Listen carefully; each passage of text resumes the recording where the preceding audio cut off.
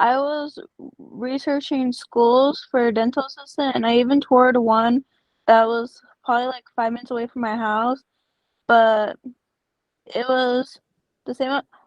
It was like for 12 weeks, but the price was 15,000. So when I found this program, I like the price, and I also toured with Steve.